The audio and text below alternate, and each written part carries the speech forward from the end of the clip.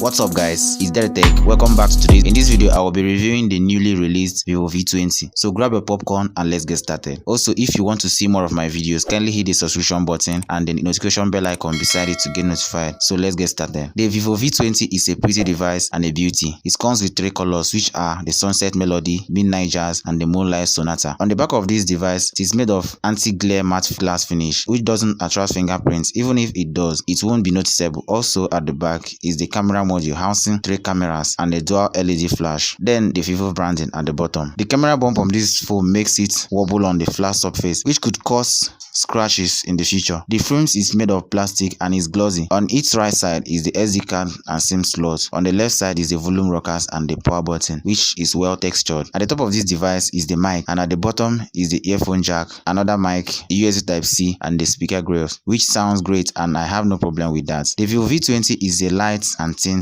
phone which weighs about 171 grams and a thickness of 7.4 mm. Moving to the front, you get a teardrop notch of 6.44 inches Full HD Plus AMOLED display with a decent 409 ppi and a screen to body ratio at 83.7%. Being an AMOLED display, the color on this device is saturated and contrast. Underneath the display is an optical fingerprint reader. Due to the fact that this is an AMOLED display and is quite fast, at the top of this display is the teardrop notch housing a 44 megapixel and above it is the earpiece cores. The Vivo V20 comes with an 8GB RAM and a 2 storage options which are the 108GB and 256GB which I have here with me. It runs on Android 11 on top of its Phone Touch OS 11 and it comes with a lot of features which I will be listing and talking about before the end of this video, so stick to the end of this video. On the performance, this phone rocks the Snapdragon 720G on an architecture of 8.0 nanometer. Octa-core is clocked at 2.3 GHz for the dual core and 1.8 GHz for the 6 cores. The GPU is said to be Adreno 618. For the little time I played games on this device, it performed well. Though this device is not a gaming processor, but it was able to hold on to the games I put to it.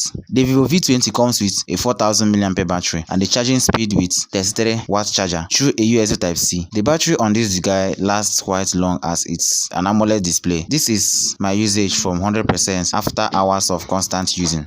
The Vivo V20 has a triple camera setup at the back, which is the 64 megapixel main, 8 megapixel wide angle, and a 2 megapixel depth, and a dual LED flash. This is where I love this device the most. The pictures that comes out from this device camera was pretty good. On a normal mode, you can take pictures at 1 times and 2 times, which is a digital zoom. On the bokeh pictures, the colors are just great. Edge detections are not that good due to the 2 megapixel depth sensor camera. Especially the way it handles the dynamic range. The sky wasn't blown out. It processed it well to give this result. You can also take wide angle shots from the 8 megapixel camera, which did well during the daytime under hot sun. For the macro shot, this doesn't come with a dedicated sensor, but I think it uses the 2 megapixel depth sensor to produce close range shot which provides good color. On the camera app, there are a lot of features and filters. You can take pictures in monochrome in that the background is black and white while the subject retains its main color. You can also take pictures at high resolution which is with the 64 megapixel UHD. You can also take live photos. The night shots aren't that great, but it's way better than some other phones. I chose this sim because of the dark areas, the artificial lighting which are the street lights, and the moving objects. On the front of this device, you get a 44 megapixel camera which takes decent pictures and still packs a lot of features just like the back cameras. You will be getting picture-in-picture mode and so on. This phone shoots video at 4K 30 FPS on both the front and the back cameras. These are the samples I got.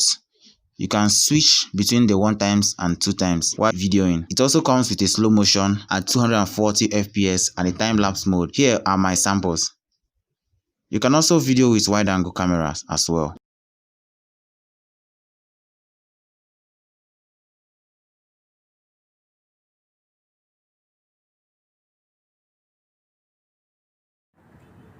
And this is me videoing with a wide angle camera in 1080p resolution. You can see how the camera holds, the 8 megapixel wide angle camera holds with the dynamic range with the highest temperature here in Abakaliki is too high. So here's the sun. What's up guys? This is a front facing camera with one of the filters which is black and white with the background, retaining my main color as the subject.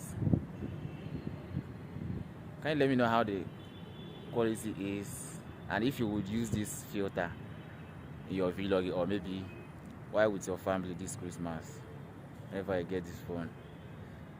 Look at how the sun is in black and white while I'm in the future, same time at the past.